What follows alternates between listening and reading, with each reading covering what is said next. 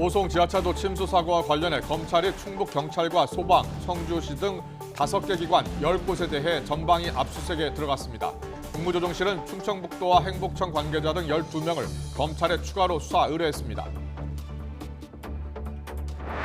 중부 내륙의 비는 소강 상태에 접어들었지만 호남과 영남에는 내일까지 100mm 안팎의 비가 더 내리겠습니다. 이번 장마가 끝나는 시점은 태풍의 영향에 따라 달라질 걸로 보입니다. 숨진 초등학교 교사 사건의 진상 규명을 위해 교육 당국이 나흘 동안 합동 조사에 들어갔습니다. 윤석열 대통령은 교권을 침해하는 불합리한 자치 조례의 개정을 주문했습니다.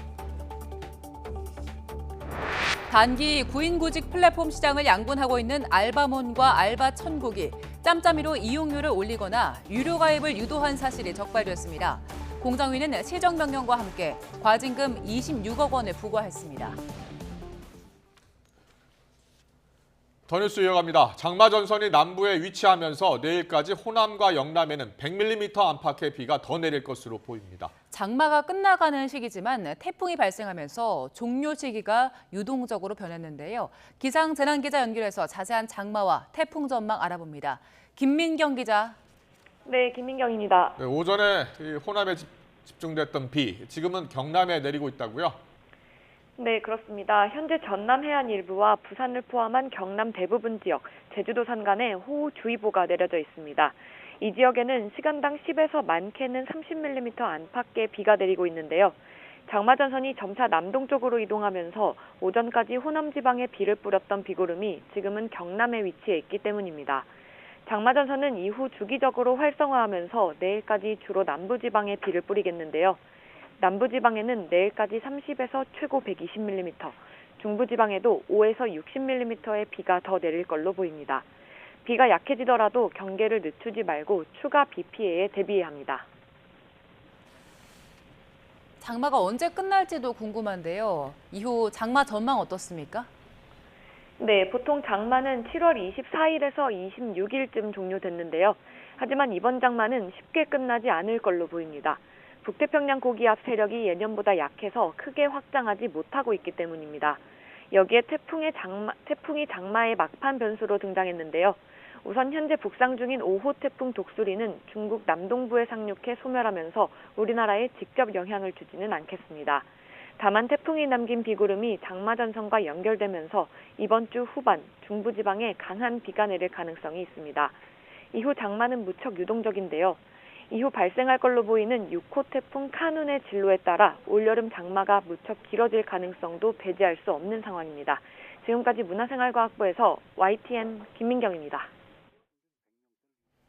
14명이 사망한 청주 오송읍 궁평 2 지하차도 침수 사고와 관련해 검찰이 부실 또는 늑장 대처 의혹을 받는 5개 관계기관을 동시에 압수수색했습니다.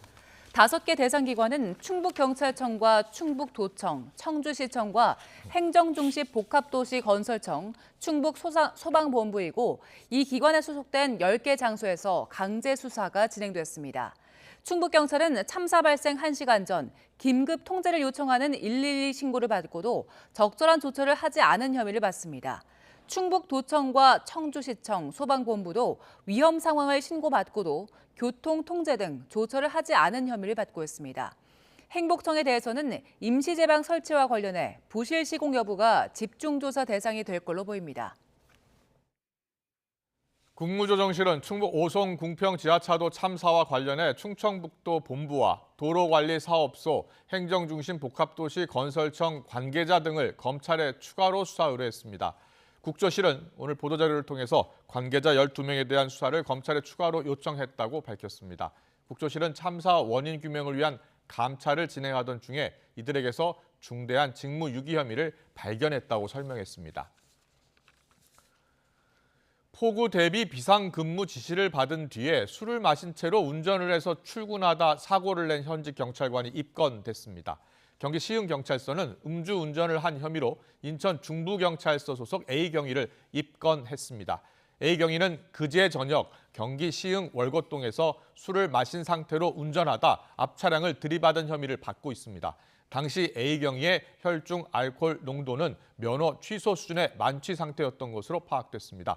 경찰은 A 경위를 직위해제한 데 이어서 A 경위가 소속된 인천 중부경찰서장도 직원관리 소홀을 책임을 물어 대기 발령 조치했습니다.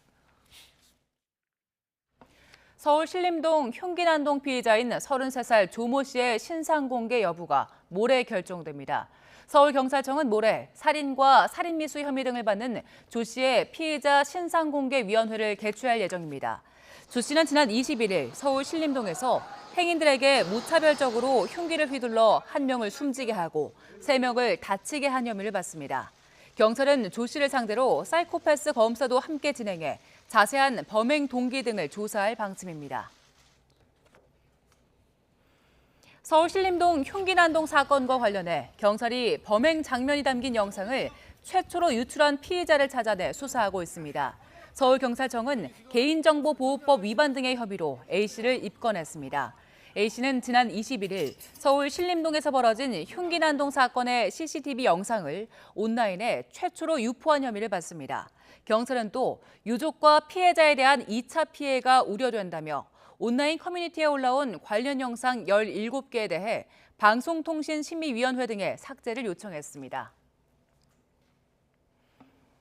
인력사무소에서 20년째 써온 사무실 번호를 KT가 실수로 끊어버리면서 석 달 매출이 7천만 원 떨어졌는데 KT가 제시한 배상액은 90만 원, 100만 원에 채 되지 않습니다. 야권에서 배상 한도를 턱없이 낮게 정했고 또 고객이 피해를 입증해야 하는 구조 때문에 찔끔 배상이 반복된다는 지적이 나옵니다. 윤웅선 기자의 보도입니다. 인력사무소를 운영하는 서승석 씨는 지난달 사무실로 전화를 걸면 없는 번호로 나온다는 이야기를 전해 듣고 깜짝 놀랐습니다. 그도 그럴 것이 서 씨는 20년 전 사업을 처음 시작한 뒤 전화번호를 한 번도 바꾼 적 없이 쭉 써왔습니다. 알고 보니 지난해 9월 인터넷과 TV를 해지할 때 KT 측 실수로 사무실 전화까지 끊긴 것으로 드러났습니다. 사무실 전화를 휴대전화로 착신 전환해 둔 탓에 유선 전화가 울리지 않아도 아무런 의심 없이 9달을 보낸 겁니다. 사업을 그거 접었느냐, 왜 사무실 전화번호 없는 번호로 나오느냐. 당황이라고부터 이런 말 할 수 없는 거죠. 그거는 제가 이 전화가 2002년도 10월 달에 개설한 전화인데. 서 씨는 인력사무소엔 사람을 급히 보내달라고 요청하는 전화가 많이 온다고 말합니다. 전화 연결이 안 되면 곧바로 다른 업체를 찾기 마련이라 사무실 전화가 먹통이 되는 건 매출에 치명적이라고 주장합니다.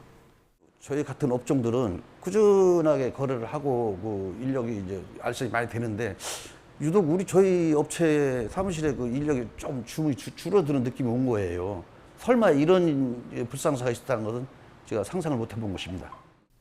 실제로 전화 회선이 해지된 시점을 전후로 석 달을 비교한 결과 전화번호가 없어지자 전화번호가 있을 때보다 매출이 7천만 원 곤두박질 쳤습니다. KT 측은 과실을 인정하면서도 전화가 끊긴 9개월 동안 한 달에 10만 원씩 모두 90만 원을 배상하겠다고 제안했습니다. 그러나 서 씨는 받아들일 수 없다는 입장인데 KT가 이렇게 배상에 인색할 수 있는 건 시내전화 서비스 이용이 3시간 넘게 끊기면 장애가 발생한 시간 이용료의 최대 6배까지 물어주도록 규정한 약관 때문이라는 지적이 나옵니다. 게다가 통신장애에 따른 영업손실을 돌려받으려면 통신사가 고객의 손해를 알았거나 알 수 있었다는 걸 피해자 스스로 입증해야 해서 문턱이 더 높습니다. 얼마만큼의 손해가 발생할지를 이 가해자, 즉 과실이 있는 KT 측에서 알고 있어야 된다는 거거든요. 그 입증 책임을 통신사 측에다가 돌리거나 하는 그런 취지의 법령 개정 작업이 필요하지 않을까. 그래서 KT의 찔끔 배상은 잊을만 하면 되풀이되고 있습니다.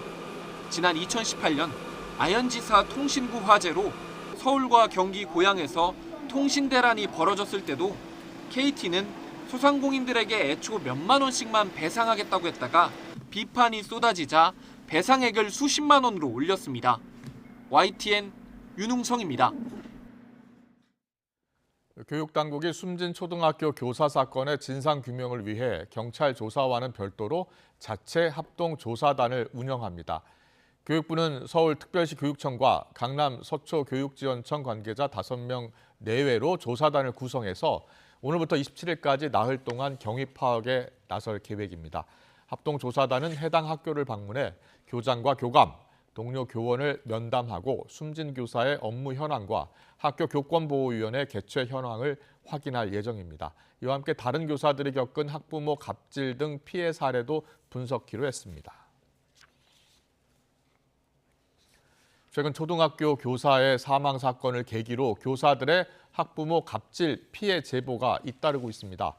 경기교사노조는 지난 21일부터 악성 민원과 아동학대 무고 피해 사례를 접수하는 인터넷 공개 게시판에 1,600여 건의 제보가 접수됐다고 밝혔습니다.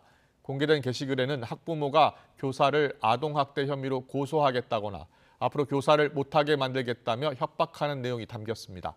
또 자신의 자녀가 졸업을 할 때까지 결혼하지 말라고 하거나 자녀가 갖고 싶어하는 휴대전화 기종을 사용하지 말라고 요구한 사례도 있었습니다.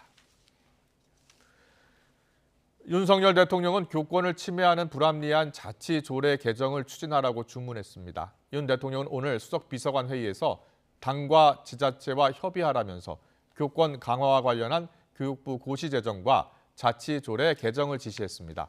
윤 대통령은 우리 정부에서 교권 강화를 위해 국정과제로 채택 추진한 초중등교육법과 시행령 개정이 최근 마무리된 만큼 일선 현장의 구체적 가이드라인인 교육부 고시를 신속하게 마련하라고 강조했습니다.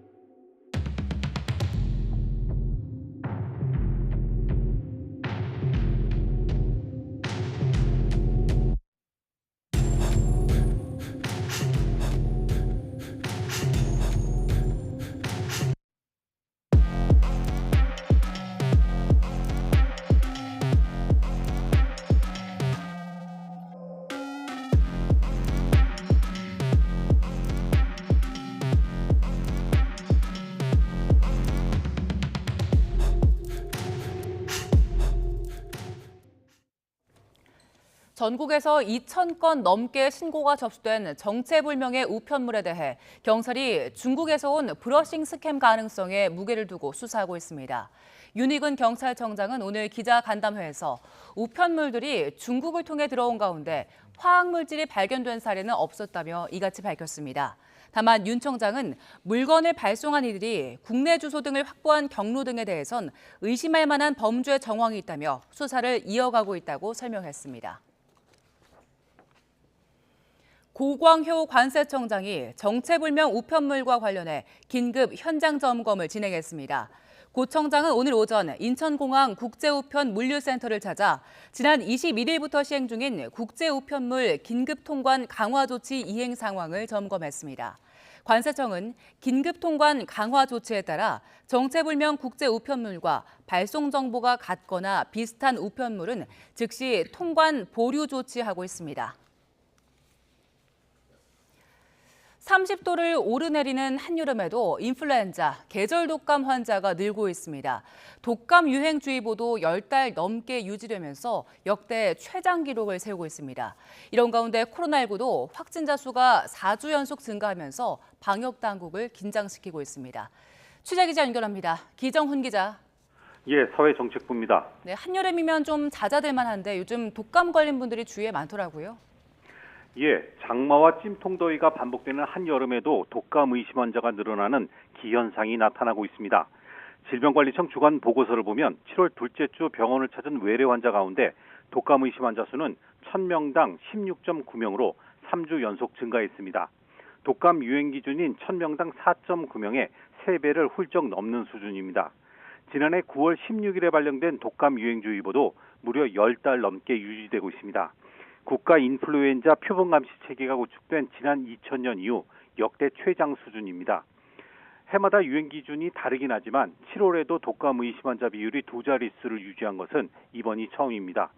질병관리청은 병원체 표본 감시 결과 의심 환자가 모두 독감 환자는 아니었지만 예년과 비교해 여전히 높은 수준이라며 각별한 주의를 당부했습니다. 네, 독감 환자도 그렇지만 코로나19 확진자도 늘고 있다고요? 그렇습니다. 조금 전 발표된 지난주 코로나19 일평균 신규 확진자 수는 38,809명입니다. 6월 마지막 주 이후 4주 연속 증가하면서 일주 전보다는 10,000명 넘게 늘었습니다. 지난 19일엔 신규 확진자가 4만 7천여 명을 기록하며 6개월여 만에 최고치를 기록하기도 했습니다. 하지만 위중증 환자 수나 사망자 수 증가폭은 확진자 증가세에 비교해 상대적으로 크지 않습니다. 위중증 환자 수는 늘고 있긴 하지만 5달 넘게 하루 평균 100명대를 유지하고 있고 일평균 사망자 수도 한 자릿수를 지키고 있습니다. 방역당국도 주간 치명률이 최근 0.03%까지 떨어지는 등 위험도가 높아진 것은 아니라며 방역조치 완화는 예정대로 추진한다는 입장입니다. 정부는 코로나19 감염병 등급을 2급에서 4급으로 조정하는 로드맵 2단계를 준비하고 있는데요. 지난주 감염병의 예방 및 관리에 관한 법률 개정안이 국회 본회의를 통과하면서 질병청장이 4급 감염병을 유연하게 지정할 수 있는 법적 근거가 마련됐습니다. 정부는 개정안이 공표되면 고시 개정을 서둘러 로드맵 2단계를 조속히 시행한다는 방침입니다. 질병관리청은 오늘 브리핑에서 최근의 유행 상황 등을 종합적으로 고려하고 전문가 자문을 거쳐 2단계 시행 일정을 확정하겠다고 밝혔습니다. 지금까지 사회정책부에서 YTN 기정훈입니다. 단기 구인구직 온라인 플랫폼 시장을 양분하고 있는 알바몬과 알바천국이 담합으로 서비스 가격을 올리거나 유료 가입을 유도한 사실이 적발됐습니다. 공정거래위원회는 시정명령과 함께 과징금 26억 원을 부과했습니다. 이승은 기자의 보도입니다. 알바몬과 알바천국은 단기 구인구직 온라인 플랫폼 시장을 양분하고 있습니다. 공정거래위원회가 적발한 두 회사 담합은 2018년 5월부터 이듬해 3월까지 이뤄졌습니다. 2018년 최저임금이 7,530원으로 역대 최고폭인 16.4% 올라서 아르바이트 시장이 위축되고 중소사업자 부담이 커지는 상황이었습니다. 공정위는 두 업체가 담합으로 서비스 가격을 인상하거나 유료 전환을 유도했다고 밝혔습니다. 무료 공고가 불가능한 업종을 확대하거나 무료 공고 기간과 건수를 줄이고 공고가 올라가기까지 사전 검수 시간을 연장하는 방법으로 유료 전환을 유도했습니다.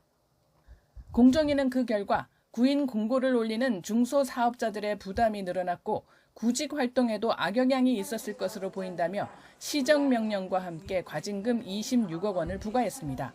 온라인 플랫폼 사업자들이 무료 서비스를 축소하는 과정에서 발생한 담합을 제재한 최초의 사례입니다. 이를 통해서 가격 담합뿐만 아니라 무료 서비스와 관련된 거래 조건 담합 또한 법 위반에 해당할 수 있다는 점을 분명히 하였다는 데에 그 의의가 있습니다. 공정위는 온라인 플랫폼 등 신산업 분야 혁신 경쟁을 저해하고 민생에 직접적인 영향을 미치는 분야에 대한 감시를 강화할 것이라고 밝혔습니다. YTN 이승은입니다. YTN 김영수입니다.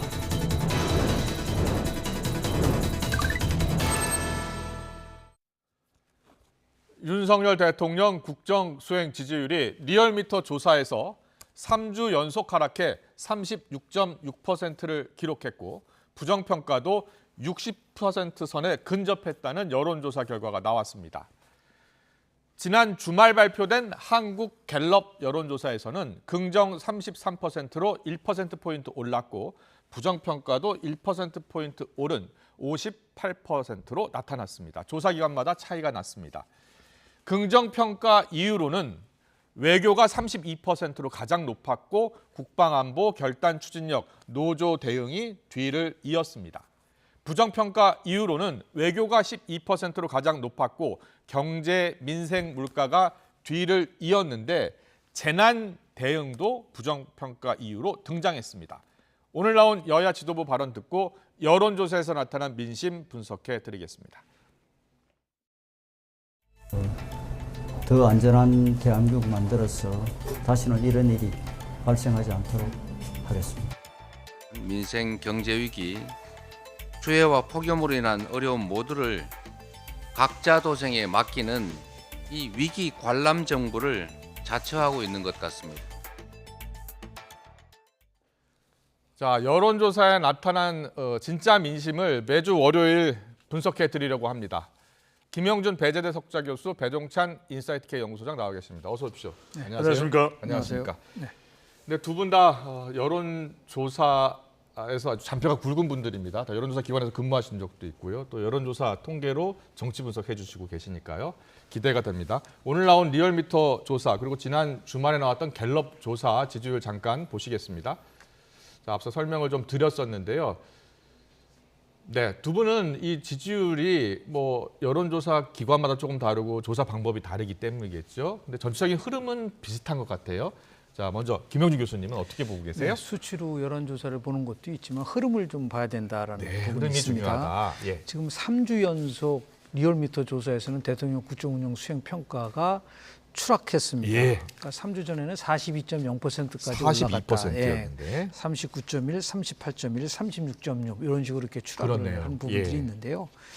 근데 이제 최근 2달간의 조사 결과를 보니까 예, 2달이요. 네, 그 2달간 저기 보시면은 5월 3주서부터 7월 3주까지니까 2달이잖아요. 예. 그런데 실제로 보면은 가장 낮은 숫자를 보이고 있잖아요. 그렇네요. 32.6%로. 예. 물론 이제 40.0 한보고 42.0도 있지만은 여하튼 36조 최저치를 추가하고 있다는 거는 지금 제가 보기에는 재해 문제, 그 예. 수해 문제가 되게 큰 영향을 미쳤을 거라고 저는 보는데요. 그렇군요. 나중에 이제 한국갤럽 조사 예. 분석할 때 추가적으로 말씀을 좀 드리겠고 예. 또 하나는 지금 이제 우리는 긍정을 얘기하지만은 부정의 마지노선을 보통 60%라고 얘기를 많이 합니다. 왜 그렇죠? 그건 왜냐하면 60% 이상으로 올라간다고 한다는 거는 정부 정책에 대해서 전반적으로 불신을 한다는 걸 얘기를 하는 거고요. 그렇군요. 가장 이제 위험한 마지노선은 65%예요. 65%. 예, 부정이 65%까지 올라가면은 예. 뭐 당연히 긍정은 한 20%대로 떨어질 가능성이 높기 때문에 예. 지금 보면은 부정이 59.9%까지 60%에 육박하고 있다는 거는 그만큼 이제 대통령 국정 수행 평가 리얼미터 조사에서는 빨간불이 켜졌다라는 말씀을 좀 드립니다. 잘 들었습니다. 배종찬 소장님은요? 그 지지율이 계속해서 위태롭다라는 것은 대통령의 개혁 정책을 해나가기가 상당히 어려운 상황이다. 그러면 윤석열 대통령이나 대통령실이나 국민의힘에서는 내년 총선 이후에 하겠다. 네네. 근데 국민들은 그렇지 않은 것이거든요. 그렇군요. 지금 당장 화급을 다투는 민생현안들이 어디 한두 가지겠습니까? 예. 경제도 그렇고. 그럼 그런 것도 여야 간의 소통을 통해서 법안이 통과되고 그것이 실제 민생법안으로 민생법으로 적용이 되고 네. 이런 것들이 필요한데 지금 저는 다른 것보다도 일단 윤석열 대통령의 지지율이 지금 조금씩이지만 내려간 결과들 나타나고 있거든요. 예. 갤럽은 조금 다르지만 갤럽은 긍정도 1%가 올라갔지만 이건 뭐 큰 변화라고 할 수 없지 않습니까? 예. 근데 부정도 올라갔거든요. 예. 그런 그 결과들을 본다면은 지금 대통령의 해외 순방 또 우크라이나로 대통령이 간 것 때문에 이렇게 국민들이 분노했을까? 그보다는 결국 국민들은 정치는 말입니다. 네. 정치는 표현입니다. 예. 그러니까 대통령의 표현을 듣고 싶은 겁니다. 소통을 듣고 싶은 것이거든요. 예. 그러니까 지금 저는 70대인 대통령의 지지층도 이탈하고 있다는 것은 뭔가 기대를 했는데 대통령의 이런 표현을 듣고 싶은데 그런 메시지 관리나 전달이 안 된 것이 저는 가장 큰 원인으로 보입니다. 알겠습니다. 자, 그렇다면 좀 더 구체적으로 이제 분석을 좀 들어가 보겠습니다. 갤럽 조사를 보면요. 정당 지지율도 있었는데요. 갤럽 조사 정당 지지율 보면 국민의힘, 민주당 지지도 약 30%대 나오고 있습니다. 국민의힘 33% 전주와 똑같죠. 그리고 민주당은 2%포인트 떨어진 30. 그리고 무당층이 32까지 올라갔습니다. 2%포인트 올랐어요. 자, 어떤 의미가 있는지 분석 들어볼까요? 김영준 교수님. 아마 저 부분은 여야 모두 정당에게 대한 아픈 부분이죠. 예. 그러니까 지금 30%대를 좀 벗어나지 못하고 있거든요. 네. 그런데 실은 더 아픈 정당은 저는 더불어민주당이라고 봐요. 예. 왜냐하면 지금 뭐 정부 여당의 온갖 악재 그리고 여러 가지 이제 공격 포인트를 가지고 있음에도 불구하고 오히려 지지율이 2.0% 떨어졌어요. 네. 그리고 더 나가서 무당층보다도 뒤지고 있는 거로 나오고 있지 않습니까? 예. 그러니까 이거는 민주당 지도 체제에 나름대로 심각한 워닝일 수도 있는 부분들도 있고요. 그러니까 사법 리스크에 대한 부분은 워낙 많이 얘기를 했기 때문에 그래서 하나 흥미로운 거는 지난 갤럽 조사에서 대통령 국정운영 지도가 32%였었습니다. 그러니까 6%포인트까지 크게 떨어졌는데 그때 부정적인 평가로 가장 많이 나왔었던 것 중에 하나가 바로 후쿠시마 오염수 14%였습니다. 그런데 이번에 보니까 후쿠시마 오염수와 관련된 부정평가 요인은 4%밖에 안 됩니다. 자, 부정평가 이유 지금 말씀하시는 것 같은데요. 다음 그래픽 보여주세요. 부정평가 이유. 저기 보면은 재난재해는 7%로 나오고 있지만 여기에 후쿠시마 오염수와 관련된 얘기는 지금 없지 않습니까?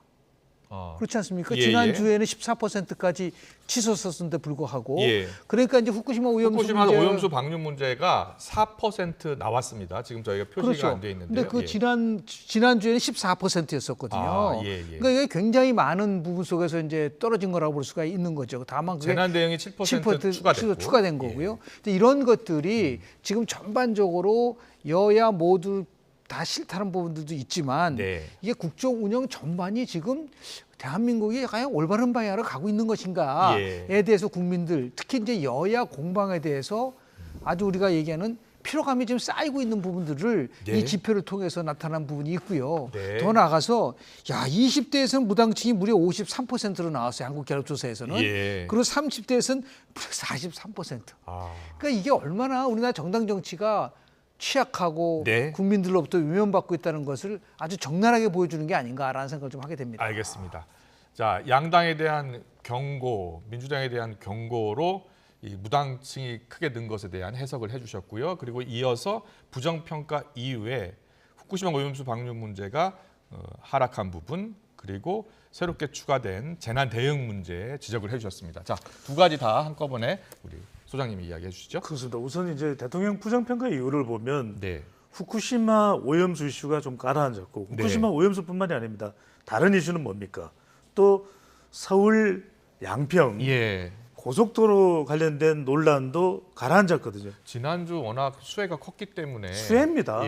이건 다른 이유가 있는 게 아니라 후쿠시마 오염수가 재부각되지 않으리라는 법도 없는 것이고 또 서울 양평간 고속도로도 계속 지속은 됩니다만 물 밑에 가라앉았을 뿐이죠. 원래 상임위가 열리려고 했는데 연기됐잖아요. 바로 이 수해 밑에 가라앉아 있는 겁니다. 그러니까 또 수해가 지나가고 나면 다시 부각될 수밖에 없다. 이것도 역시 마찬가지로 메시지입니다. 왜냐하면 수해와 관련된 부분에 대해서 왜 이렇게 국민들이 분노를 할까? 저 부정평가 이후로 올라간 걸 보면 아까도 말씀드렸지만 충청 지역에서 특히 대통령의 이탈 비율이 높습니다. 잠시 뒤에 또 지역별로 볼 거예요. 지역별로 볼 텐데 그냥 말로만 설명드리면 그리고 70대 이상에서 이탈률이 높다라는 것은 뭔가 기대하는 메시지가 있다는 겁니다.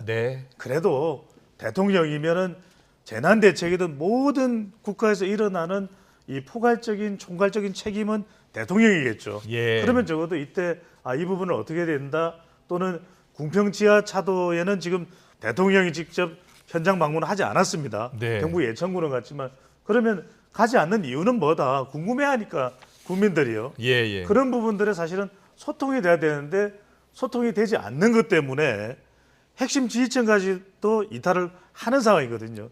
저는 이 부분이 굉장히 중요하다는 말씀드리고 싶고 그다음에 무당층 비율이 높고 짧게 제가 추가드리겠습니다. 왜냐하면 너무 중요한 사안이기 때문에 무당층 비율이 높다라는 것은 국민들이 그렇다고 해서 제3세력이나 신당을 선택하라는 거 아닙니다. 정치권에 메시지를 주는 겁니다. 뭔지 아십니까? 이건 국민의힘, 더불어민주당 둘 다 이권 카르텔이야. 그 이야기를 하는 겁니다. 그리고 또 하나는 아까 이제 더불어민주당이 이야기를 해주셨으면 국민의힘에 주는 이 여론조사의 메시지는 뭐냐면 대통령과 아무리 집권 여당이라도 한 목소리가 아니라 적당한 긴장감이 필요한 때도 있어요. 왜? 최근에는 대통령실에서 전달하는 메시지가 국민들하고 잘 호흡이 먹히지가 않거든요. 이럴 때는 뭐 우크라이나로 간 이유를 밝히는 것도 소통이 잘 안 됐다. 그리고 이런저런 이야기에 대해서 어떻게 하면 메시지를 잘 전달해야 될지 지금 대통령 주변에 배우자나 장모와 관련된 이슈도 있거든요. 이거 어떻게 해라. 이런 적당한 긴장감을 불어넣어줘라. 이런 메시지로 봐야죠. 알겠습니다. 자, 그렇다면 여기서 세대별, 지역별로는 어떤 변화가 있었는지 그래픽 보여주시죠. 먼저 연령대부터 볼까요? 연령대부터 보고 계십니다. 20대, 30대, 40대, 50대, 60대, 70대 눈에 띄는 부분이요. 부정평가 70대 이상이 10%포인트 오른 부분이 눈에 띄는 것 같고요. 그리고 긍정평가를 보면 18세부터 29세, 그러니까 20대에서 6%포인트 오른 것이 또 눈에 띄고요. 김영준 교수님 어떻게 보고 계세요? 보통 이제 최근에 나온 동향 중에 하나가 네. 20대와 60, 70대가 동조 현상을 보인다는 얘기가 많았었거든요. 예. 실제로 보면 20대에서 보수계층, 20대 초반에 지금은 동조 현상은 아니고요. 네, 아니죠. 그러니까 이게 깨진 거죠. 아. 그러니까 이제 저 볼 때 이제 70대 이상에서 저렇게 많이 일어난 이유에 대한 부분들을 한번 이제 심층적으로 이제 분석을 좀 해봐야 될 것 같은데요. 예. 실제로 지난주에는 63%였거든요. 긍정 평가가. 예. 그러니까 한 8%포인트 긍정도 빠진 긍정도 거잖아요. 8%포인트 빠진 빠졌어요. 거죠. 예. 그런 이런 전반적인 부분들에 대해서 이제 국가가 이제 재난에 관련된 부분 속에서 어떻게 이제 대처하느냐라는 부분들, 그리고 예. 특히 이제 나이 드신 어르신들께서는 이 다른 어떠한 것보다도 안전에 관련된 쪽에서 굉장히 민감하게 그 반응했을 가능성이 좀 크지 않을까 생각을 좀 하게 되는 거고요. 예. 나머지 세대에서는 뭐 그렇게 큰 차이가 없는데 하나 흥미로운 거는 지난 이제 저기 보시면은 긍정을 보면 60대가 49.0 그리고 그렇네요. 49.3으로 나왔었잖아요. 네. 그런데 실은 지난주에는 부정이 더 많았었어요. 아, 그런데 이게 조금 이제 제가 60대의 네, 변화. 60대에서 약간 변화. 4% 그래서 제가 아마 큰 예, 변화가 6% 없을 것이다라고 예. 얘기를 했었던 부분들이 이제 저런 부분들이 있는데요. 저는 이제 연령대보다는 지역적인 게 더 관심이 많아요. 지역 볼까요? 그러면 자 지역 보여주세요. 지역엔 두 군데가 흥미로운데 충청 지역입니다. 예. 충청 지역을 보면은 지난주보다도 부정 평가가 7% 네, 부정은 네, 7% 부정은 7% 오르고 부정은 6% 포인트 떨어졌어요. 예. 그러니까 이게 아마 이제 충청에서의 수혜 문제에 예. 대한 부분들에 대한 오송 지하차도 3, 4 대응. 이게 예. 굉장히 큰 적이 있었고요. 저 부분은 이제 우리가 지난주에 얘기했던 것처럼 여전히 후쿠시마와 직접 관련된 부산, 울산, 경남에서 여전히 부정이 긍정보다도 저렇게 높게 나온 적은 별로 없거든요. 큰 차이가 네, 나는데요? 큰 차이가 나죠. 근데 저거는 지난주랑도 거의 차이가 없어요. 그렇군요. 지난주에도 36%, 55%였거든요. 예. 그러니까 긍정은 3% 올랐고 부정은 3% 떨어졌지만 여전히 긍정과 부정의 격차가 저렇게 크다는 거. 그러니까 이제 예. 조금 전에 배정찬 선생님이 말씀하신 것처럼 저걸 보아서는 아마 후쿠시마도 잠재돼 있을 가능성이 있는데 결국은 재난 부분이 워낙 강하기 때문에 저러한 충청도에 있어서의 큰 변화가 감지되고 있는 게 아닌가라고 추론해 볼 수 있습니다. 네, 갖고 계신 자료 중에 대전, 네네. 세종, 충청이요. 네네. 부정평가는 저희가 7%포인트 오른 것으로 오른 거 나와 돼 있죠. 있는데 맞습니다. 맞습니까? 네, 알겠습니다. 맞습니다. 50%, 57%로 올라갔으니까. 예, 좋습니다. 10% 올라갔습니다. 배용찬 소장님도 보실까요? 자, 세대별부터 보여주세요. 세대별 변화 흐름, 특히 70대 이상에서 부정평가가 크게 늘었네요. 그렇죠. 이게 제가 아까 말씀드렸던 대통령에 대한 기대치가 있거든요. 예. 왜냐하면 재난이 생겼을 때는 대체로 연령대로 보면은 70대의 고연령대가 취약합니다. 예. 경북 예천도 그럴 테고 충북 오송이라고 그러지 않겠습니까? 예. 그럼 여기에 대해서 대통령이 메시지를 기다리고 있습니다. 네. 그러니까 준엄하게 대통령이 사자후를 토하면서 이 재난 관련된 시스템 재정비를 하든지 네. 아니면 어떻게든 추상 같은 대통령의 설명을 듣고 싶어해요. 예. 근데 그 부분이 이루어지지 않는다는 것이고 그러다 보니까 지역으로도 연결이 되는 것이 바로 충청이거든요. 충청이고 아까 우리 김영준 교수님께서 잘 설명하셨듯이 뭐 대통령이 완전 무결할 수는 없습니다. 네. 완벽한 초인 같은 통지는 그 누구도 하기가 힘든 것이기 때문에 네. 기다리는 것은 축구는 메시고 대통령은 메시지입니다. 예. 그러니까 이게 중요한 것이 부산의 경우에도 뭐 일본이 IAEA 최종 보고서에서 네. 방류가 임박했다 어쩐다 그걸 뭐 물리적으로 막을 길은 없겠죠. 예. 하지만 대통령이 수산물 제가 절대로 막습니다. 그거는 내 대통령직을 그리고 요즘에 뭘 거는 분들이 많으니까 예. 대통령직을 걷고 그거는 여차저차해서 2차 저차해서 막겠습니다. 네. 그 메시지를 그 한마디를 듣고 싶은 것이거든요. 예. 그게 이제 표현이 되느냐 안 되느냐가 지금 무엇보다도 중요하겠죠. 알겠습니다. 한 주간 나온 여론조사 지역별로도 받고 세대별로도 받고 이렇게 지지율이 나온 배경에 대해서 두 분께 들어봤는데 마지막 질문으로 저희가 이제 지지율 전망을 여쭤볼 건데 그 사이에 이슈 좀 다뤄보겠습니다. 정치권에서는 지금 지난해 대통령 관저 선정 과정에서 풍수 전문가가 공관을 다녀갔다는 정황이 나오면서 여야가 또다시 무속 프레임 그런 공방을 이어가면서 기싸움 벌이고 있습니다. 여야 목소리 듣고 오겠습니다. 김혜경 씨가 내가 영부인이 될 상인가?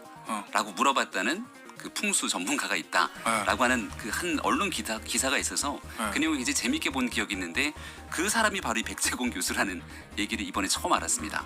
과거에 유홍준 교수 같은 경우들도 청와대 이전에 관한 필요성을 언급하면서 그 당시 이제 풍수에 대한 언급들을 했던 적들을 다 기억하고 있지 않습니까?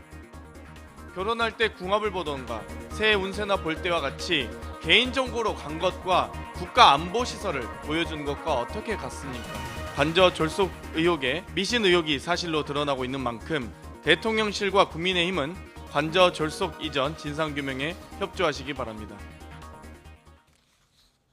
네, 풍수 전문가가 공관을 다녀갔다는 정황이 나온 것으로 언론 보도에서 나왔고요. 아직 수사당국은 공식적으로 확인해주진 않았습니다만 여야 공방은 시작됐습니다. 자, 김영주 교수님 어떻게 보고 계세요? 이 사안을요?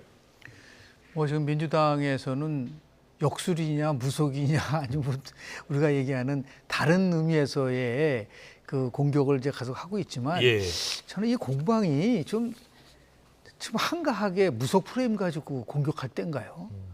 지금 여당이나 야당이나 모두 다 집중을 해서 수해 극복에 대한 부분들을 함께 목소리를 내야 되는데 뭐 지금까지 따지면 역사적으로 따지면은 뭐 그 조선조 만들 때 무학대사하고 하륜하고 무학대사는 경북궁터가 났다. 하륜이는 지금 얘기하는 보니까 신천 지역이더라고요. 거길 얘기를 했었는데 이 문제를 가지고서 계속해서 이게 공방을 한다는 것 자체에 대해서 제가 볼 때는 조금 우리 정치권에서 너무 과도하게 이 부분에 대한 부분을 지적하고 있는 게 아닌가라는 생각을 좀 하게 되는 거예요. 다만 이제 아쉬운 점은 자 처음에는 지금 얘기하시는 이제 풍수 전문가가 아니었고 다른 역순을 얘기했을 때 그때 즉각적으로 그렇지 않다라는 얘기를 했었으면은 이런 오해가 훨씬 더 줄어들었는데 그때 이제 아무런 멘트가 없었어요.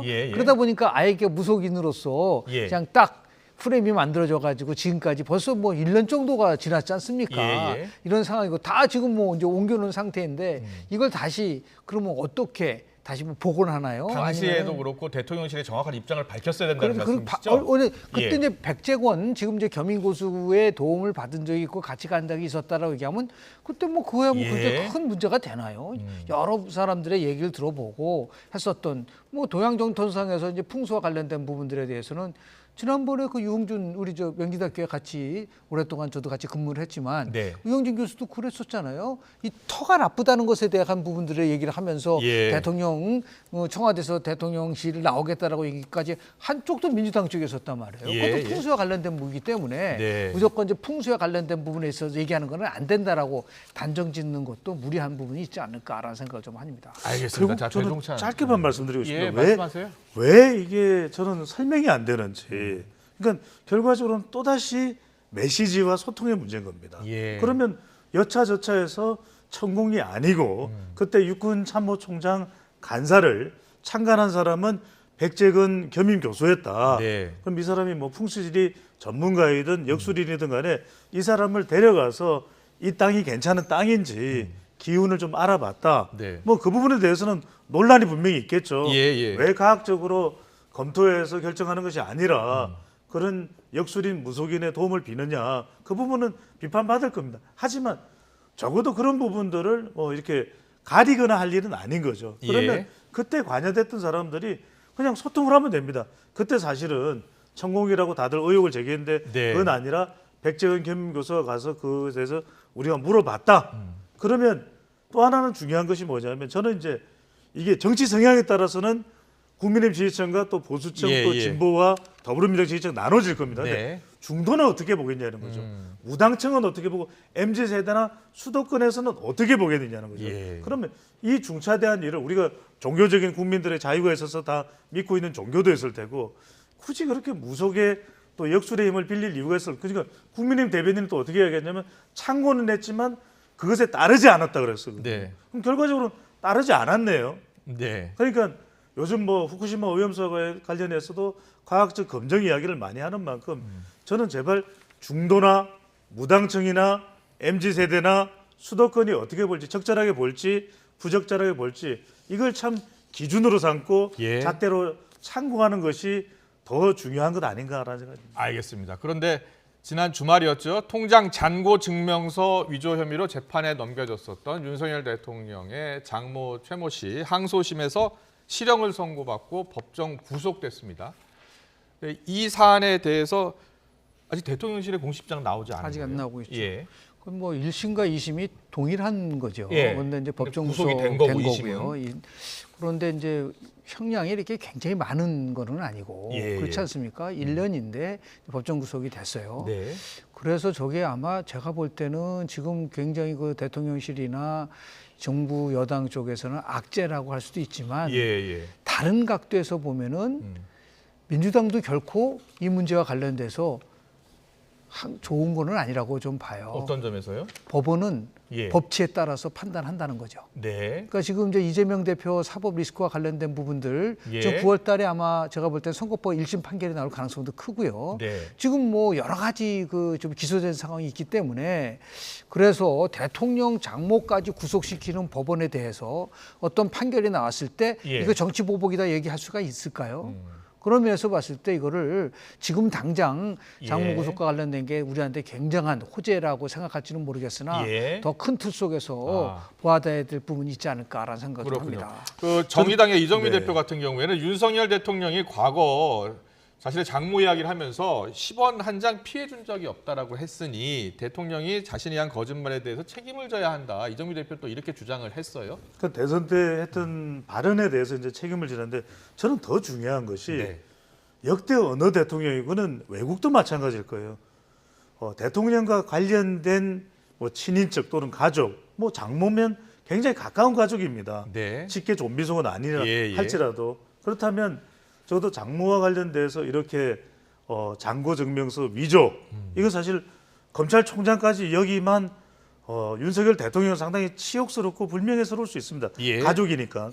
그러면 적어도 이런 부분에 대해서 저는 이것도 또 메시지라고 생각해요. 그러니까 내 지지층이 어떻게 판단할까라는 걸 떠나서 YS, DJ, 노무현 전 대통령, MB, 박근혜 전 대통령 어느 누구도 그런 사안이 발생했을 때 유감 표명을 안 한 사람은 없습니다. 그러니까 저는 자꾸만 국민들이 어떤 평가를 내릴 거에 대해서 주춤주춤 할 필요가 없고 윤석열 대통령이 이런 부분에 대해서는 정말 유감스럽고 국민들에게 이런 소식으로 부담을 드려서 송구합니다. 말을 하면 우리 대통령이 오히려 통 크고 화통하고 또 시원한 소통을 하는구나. 진심 소통을 하는구나. 이렇게 더 인식할 수 있어서 국정 운영을 위해서도 저는 그게 더 낫고 더 바람직한 소통 방법으로 보입니다. 알겠습니다. 두 분 다 이제 대통령실이 어떻게 대응하는 것이 좋을지 그리고 국민 앞에 어떤 이야기를 해야 될지를 말씀을 해주셨습니다. 대통령실이 어떻게 반응할지 주목이 되고요. 자, 마지막 질문을 하나씩 드릴게요. 다음 주 윤 대통령 지지율을 포함해서 정당 지지율에 큰 영향을 미칠 이슈는 무엇이라고 보시고 어떻게 예상하십니까? 저는 현재 상황 속에서는 한 달 정도는 이 지지율에서 큰 변화가 없을 거라고 좀 봐요. 그냥 답보 상태로 끌 거다라고 좀 보고 왜냐하면 그걸 반전시킬 수 있는 카드들이 별로 없어요. 반전 카드가 없다. 없죠. 지금 정부 여당도 지금 수혜 복구와 관련돼서 집중해야 되고 뭐 모르죠. 이제 8월 달에 되면 이제 대통령이 다시 미국으로 가가지고 캠프 데이비드 회담을 하면서 한미일 정상회담 이런 것이 또 영향을 줄 수는 있을 수 있지만 그건 벌써 한 2, 3주 후에 문제가 될 수밖에 없는 부분이 있고요. 그리고 지금 조금 전에 말씀드린 것처럼 민주당이 이제 파상 공격을 하고 있지만 결국은 그것이 국민들로 봤을 때 특히 민주당의 혁신위가 뭔가 혁신을 하겠다는 걸로 수없이 제기를 하고 있지만 그렇게 뭐 국민들이 체감할 수 있는 성과를 내고 있지 못하기 때문에 여야 모두 지금 답보 상태로 끌고 갈 수밖에 없는 그러니까 이거를 이제 깰 수 있으려면 정말 담대한 변화를 할 수 있는 정치 개혁이라는 것들을 좀 들고 나와야 되는데 그런 것이 없으면은 참 현재 위기를 극복하기가 쉽지 않을 거라고 봅니다. 잘 들었습니다. 자, 배종찬 소장님. 네, 뭐 다음 주에는 또 양평 고속도로 상임위가 있기 때문에 이 부분도 상당히 후끈 달아올 수 있고 또 이상민 행정안전부 장관에 대한 헌법재판소 판단 내일 나오죠? 판단이 이번 주입니다. 그러니까 사실 오늘이 이제 월요일이니까 이번 주에 아주 불꽃 튀는 이슈들이 있는데 중요한 건 저는 이런 말씀드리고 싶습니다. 지지율은 당장 안 변할 가능성이 높아요. 하지만 수혜 대응 잘하는 정치인이 다음에 지도자가 될 가능성이 높을 것으로 보입니다. 알겠습니다. 오늘 여론조사 분석해봤습니다. 두 분의 말씀 잘 들었고요. 다음 주 월요일에도 같은 분석, 여론조사 어떻게 나왔는지, 어떻게 변화했는지 짚어보겠습니다. 배종찬 인사이트K 연구소장, 김영준 배재대 교수와 함께했습니다. 잘 들었습니다. 네. 고맙습니다. 감사합니다.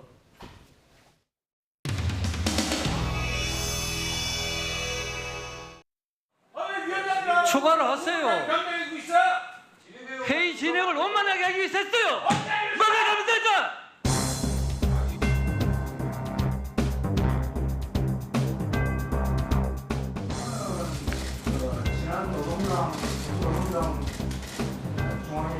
그때 은행 대출을 받고 그 전세 값을 합쳐서 그 집을 매입을 했습니다.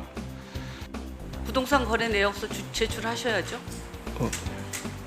부동산 그 거래는 너무 그 시간이 오래돼가지고 제가 설명드린 바가 대로 그렇습니다. 네, 후보자가 자료 제출을 거부했기 때문에 지금 우리 의원님들한테 안 주는 거거든요.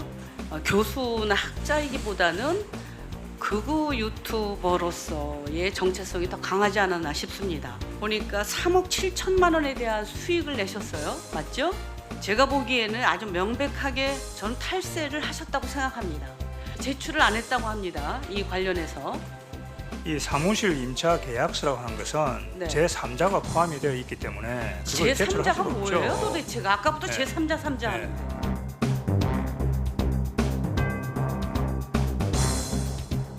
일 1년에 뭐 1,000개 하루에 3개꼴로 업로드 하셨다고 그러더라고요. 그래서 이걸 보면 그럼 대통령께서는 유튜브 보고 지명하신 거 아닌가 하는 의심까지 듭니다.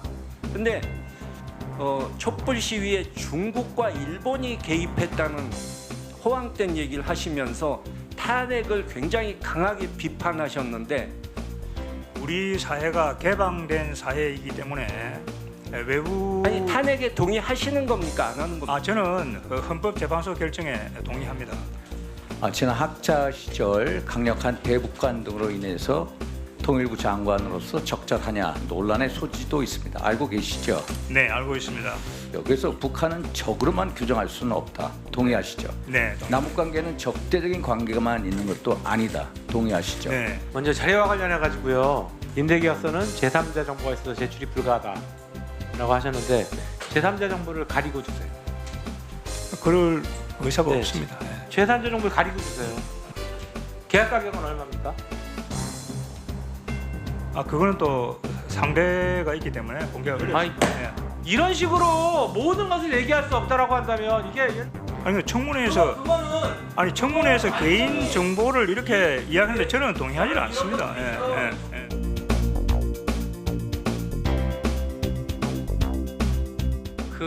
이 자료 제출과 관련해서는 우선 후보자는 법률상 제출 의무가 있는 자료는 다 제출했다라는 입장이고 개인정보라든지 법률상 제출 의무가 없는 자료는 제출 안 한 경우도 많이 있습니다.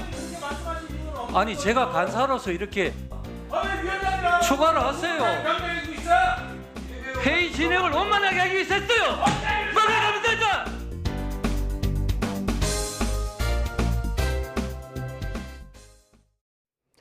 현재 전남 동부와 영남 곳곳에 장맛비가 내리고 있습니다. 특히 전남 동부와 경남, 경북 남부, 제주도에는 호우주의보가 발효 중인 가운데 일부 지역에 시간당 20에서 30mm의 강한 비가 쏟아지는 곳이 있는데요.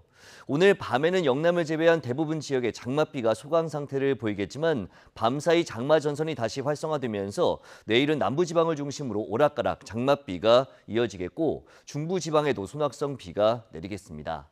내일까지 남부지방에는 30에서 120mm, 중부지방에도 5에서 60mm의 비가 더 오겠고 충청 이남을 중심으로 돌풍과 벼락을 동반한 시간당 30에서 60mm의 강한 비가 쏟아지는 곳이 있겠습니다. 비가 자주 많이 내리면서 대부분 지역의 산사태 위기 경보도 심각 단계까지 올라 있습니다. 추가 피해 없도록 대비 철저히 해주시기 바랍니다. 내일 서울 아침 기온이 25도, 강릉 26도, 광주 24도, 부산 24도로 밤사이 열대야가 나타나거나 열대야 수준을 보이는 곳이 많겠습니다. 강원 동해안과 제주도에 폭염주의보가 내려진 가운데 낮 동안에는 서울 기온이 29도, 강릉 32도, 대구 32도까지 오르겠습니다.